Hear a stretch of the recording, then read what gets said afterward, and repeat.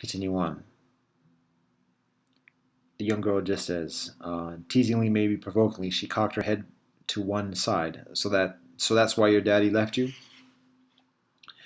I babysat Whitney Swin the second and final time exactly a week later. Her parents were going to a party that night. The Moor, despite her wrinkled skin, looked smashing in a tight turquoise tube dress and shimmery lipstick.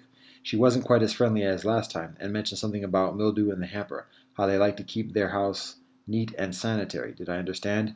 I nodded and smiled, peering at her high-heeled pumps, listening to them click, clack, click, as the far kissed Whitney twice on the top of the head before heading out. In the time since seeing Whitney, I'd thought about her constantly, not truly about her, but about the mole on her back, that one smirch on her otherwise pristine body. I couldn't get over how separate it looked from the rest of her, like you could pluck it off and stick it anywhere, maybe between the eyebrows like a bindi. I went to bed and dreamed about the mole, imagining Whitney covered with raisinette spots, how her father would pull out his hair if he ever saw her like that. I envisioned her covered in so many moles that her skin looked brown from a distance, brown as Mr. Agarwal's.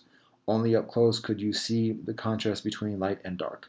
This time around I wasn't cautious in the house. I roved the place like I owned it, opening cabinets as I pleased and fingering white marble counters, cold steel appliances, a coffee machine with so many buttons, knobs, and lights it looked like a computer. Yoo-hoo! And individual sized bags of Doritos and Cheetos lined the pantry. All this junk, I thought, and still the family skinny.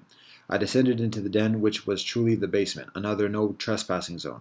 But whilst Mr. Agarwal's basement smelled putrid and crawled with centipedes every spring, the Swins boasted the Swins boasted a full-size Miss Pac-Man arcade, gumball machine, pool table, and true life traffic light hanging from the ceiling. I watched it blink green, red, yellow, then back to green again. Whitney followed me downstairs. She was talking a mile a minute, asking all sorts of questions. I think she was trying to win me over just for the sport of it, like luring a dog with meat scraps only to smack it in the nose when it comes near. When she understood that I intended to ignore her, she stomped back upstairs hostily, and I spent the rest of the night playing Miss Pac-Man. At 11:30 the Swins returned, their breath smelling sour malty like my father's used to. Mrs. Swin wobbled unsteadily in her high heels. "So how did it go?" she asked. "Fine, ma'am." Whitney went to bed without a problem. I'd ordered her to her room at 9 o'clock. "Put on your pajamas and get under the sheets," were the only words out of my mouth all night. She was an angel. "Nice. Glad to hear it. Wait a minute now." She and Mr. Swin disappeared into the kitchen, and I could hear them discussing how much they ought to pay me. They'd forgotten to give me anything last time, and I'd been too sheepish to ask. Whilst Mrs. Swin complained, Mr. Swin mentioned how they used to give Amy 3 times as much. But in our country the dollar is worth further, she argued. The debate degenerated until finally she left with a huff, nearly grazing me as she tottered to the bedroom. I was still waiting for Mr. Swin and whatever money he was going to give me when she reappeared, glowering and panting. For the first time I noticed that her nostrils were inflamed and a little crusty. She threw her hands into the air and hollered for her husband to come. When he did, bills in hand, she pointed at me, her raw-hide face streaky with mascara and tears. "She's gone through my jewelry box. I found it wide open. One of my diamond earrings is missing." Although I couldn't see Whitney, I could imagine her well enough, opening her door a crack, her hair a nimbus in the darkness. She'd be covering a smirk with her hand. Maybe she was clutching the earring with the other, or maybe she'd had another adventure with the toilet. "Ma'am, I didn't take anything, I swear to you." "Empty your pockets right now." I winced. I said, "Now." I did better than that. I took off my clothes, shook them out, even my shoes and socks. I stood in my underwear, my pot belly hanging over my flower-dotted underpants, anything to put Whitney in her place. She must have given it to someone. Who knows what kind of people she let in? Half of Mexico could have tromped through this house by now. "Calm down, Misty. Let's think this through." Stony-faced, Mr. Swin turned to me. "I think it's time for you to go home, Jaishri." He surprised me by pronouncing my name correctly. I wanted to defend myself, to point out the obvious, like if I were going to steal jewelry, why would I take one earring? But then, as so often when I got nervous, the words clogged in my throat and I felt choked.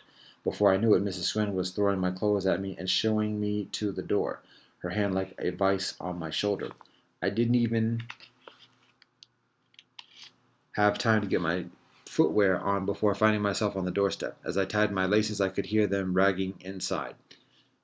I could hear them raging inside. What the hell was that about? We're supposed to drop her home, Mr. Swin said. You've got to be kidding. There's no way you're driving that scum. Let her walk. I did walk all the way to Mr. Archibald's house. I didn't have the money or inclination to call my Moor and explain the situation, and anyhow I felt guilty, even if I knew I hadn't done anything wrong, or much wrong. It took me 4 hours to walk all the way. I got lost in the dark once or twice, and by the time I got there she was pacing on the porch. She looked like she wasn't sure whether to hit me or hug me, and so she started talking instead. She told me that Mr. Archibald had called the Swins. They'd said I'd decided to walk home and that they wouldn't be needing my services any further. I listened carefully, waiting for a crescendo, but she didn't mention anything about the earring, only that Mr. Archibald was out in the Buicks trolling the streets. After calling me reckless and stupid, she started to fire questions, but then she saw how exhausted I must have looked and sat me down to feed me warm gulab jamun balls and a glass of milk. Kneeling on the floor, she took off my footwear and looked at the newly sprung blisters on my feet. When Mr. Archibald appeared, I was so tired I could barely stay upright in the chair. They sent me to bed long into the night. I glided in and out of sleep, listening to them prattle on. They discussed how badly the little girl's parents had treated me. What kind of people were they? They tried to agree on a course of action, whether they should contact the police, the Department of Children's Services, or if they should see the Swins in person, maybe write a letter of complaint. But in the end, my Moore nixed all those options. She had decided she didn't want to pursue the matter any further, and she didn't want to hear the Swin's name, not ever again. The Buicks, surprisingly quiet for such a bulky old clunker. The Buicks, surprisingly quiet for such a bulky old clunker. I remember that when Mr. Archibald purrs up behind me. I'm gazing at the creepers. He gets out and points to a looming pile of clay in the yard. It's hard to miss, I tell him. You got further on the way once you're done with this one. Great. There are buckets in the shed. You'll have to haul it a little at a time. The creepers aren't nice, I say, flashing my scraped arms, a last-ditch effort. I'll clear a path for you. The machete's in the shed, too. The machete? What are you, an Amazon? He ignores this. Your Moore called whilst you were gone. Yeah, what does she want? How should I know, Sherlock? She wants you to call her back. He goes to retrieve the machete, which looks as menacing as you'd think. Oil glistens on the blade. Mr. Archibald has done this before, I can tell. As he starts hacking through the vines, the machete seems to slice effortlessly through the riotous vegetation. When the path materializes in full, Master Archibald deposits the machete in the shed and comes out with the buckets. He sets them at my feet and says the rest is up to me. I work for hours that first day, shoveling, hauling, heaving, and pouring. Calluses start to mottle my palms. I work until the soleil descends and the stench of wild mint fills my nostrils. I work until Miss Archibald comes out with a glass of iced tea, mint sprigs drowning at the bottom, and tells me dinner's ready. Borscht, he says, sounding both hopeful and ashamed. I got your Moore's recipe. Dad's recipe, I correct him. I don't want dinner. I'm not hungry. Sorry. All I want is to fill that well, to see clay brimming over the top. He looks glum but shrugs resignedly. Suit yourself. After that, I don't take my meals regularly, but I gorge myself on the overripe tomatoes. I eat them like apples, a dozen a day, biting into the pinched, puckered skin, letting the soleil-swarm juices dribble down my chin. Even without the tomatoes, though, I'm filled. Working on the well, I feel the clay sliding coarse down my gullet, grinding away at my tender parts. I'm packed down, and I don't anticipate any lightening of the weight. I polish off the first pile in 4 days. A new one, even higher, arrives soon after. Late afternoon, when I'm hardest at work, Mr. Archibald sees my concentration. It's marked by my cross expression and the hardening of my hands. He says he's always known I could buckle down. Occasionally I'll take a break and go to the library, taking the long way past the Swins' property. The deterioration of hope has begun. I see it in the wind-torn corners of Whitney's posters and in the fortress silence of the house. Someone has placed a bouquet at the base of an elm tree under Whitney's photograph, and the sight reminds me of the many shrines people set up at the scenes of car accidents. There's an air of grieving here, but elsewhere neglect predominates. Today, Whitney's picture wasn't on the front page or even the second. I've been thinking about her, how her farm must feel. Another week passes and I'm finished with the second pile. I shine a flashlight down the well, but still I can't see where the filler ends and the emptiness begins. I shout into the darkness, no swearing this time. My echo bounces back quicker than before, from behind. Mr. Agrawal approaches. I can hear his bare feet padding over the stumps and nubs of the creepers, which have already started to recover. I reckon you'll need another truckload, he says. I reckon you're right. Fine, I'll place the order. With my buckets empty, I decided to return my Morse call, finally. The trill of her voice irritates me as soon as she answers. Jaishri, she stresses the first syllable urgently. Didn't you get my message? How are you? I stammer. We never truly have conversations any further, just these awkward volleys. I'm okay. I hope you're taking care of Grandfather. Have you been studying your geometry book, and what of chemistry? It's true that I failed 2 classes this past year. English is the only one I consistently pass.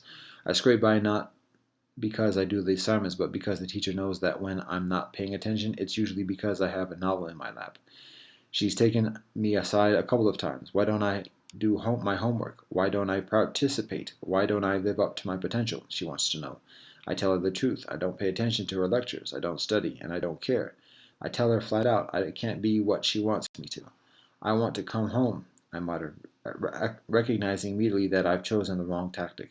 What's wrong? What's going on? But I don't know how to explain or even where to begin. My silence, as usual, presumes guilt. You're not going anywhere, Jai. Not until September. I have to put my foot down this time. I told you that before you left. The counselor did too, remember? I'm still thinking of how to reframe my argument when she hangs up. I hold out the receiver, which is old and chunky, then start pounding it on a lazy boy. 10, 20, 30 times. I pound it until the hatred ebbs, until my fingers gnarl up and pale and rigid. Mr. Agrawal's there when I stop. I have no idea how long he's been observing me. He walks out the door and onto the porch. I follow behind. There we assume our usual positions. Him on the plastic chair, me on a busted, moldy sofa. I inhale deeply, tasting lemon balm, sage, basil, and of course mint. The lush, unruly leftovers from before my grandmother died. That's when I remember the most lovely scent of all, the fragrance of Whitney Swin's hair. I caught it only once, maybe twice, but what a bit of heaven it was. La fin.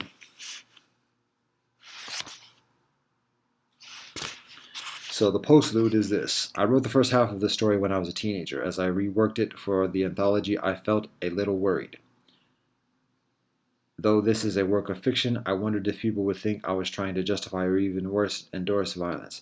What I did intend to do is explore the narrative's specific brand of resentment and alienation, common to some teenagers but magnified and potentially monstrous in this case. So, very interesting story. A number of thoughts occur after reading this. The author, Chandra Prasad, is very descriptive in her writing, and so there's obviously begins with the sense, SCENTS, and it continues throughout as the story is increasingly linear. There's less of it as it in the beginning and towards the end, but it's still throughout, and it's influential. Now I abstain from lending myself to the senses too much, and but there is a palpability, a tangibility that's established through those descriptions, and it sets the scene. It gives a feel, literally, for the conditions. And it's interesting to see her, or for the author to say, like, the most pleasing fragrance was the hair of the young girl. A lot of being said with that, and not necessarily comfortable, and it's not necessarily like clean, in terms of like the resolution. In my experience of reading that, there obviously there's appreciation.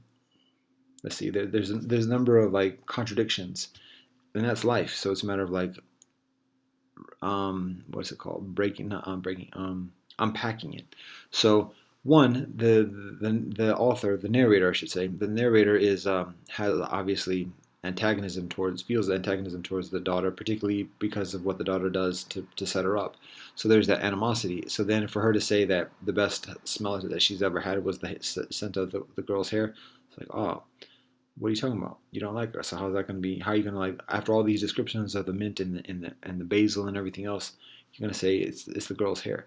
So there's that. But then there's also like the racial tension, the undertone of like the racial resentment and the persecution, everything else like that. And so is it? Oh wait a minute, you're selling out because you want to favor this girl's hair or whatever else? I'm getting another warning about storage, so I'm going to pause here and then continue on.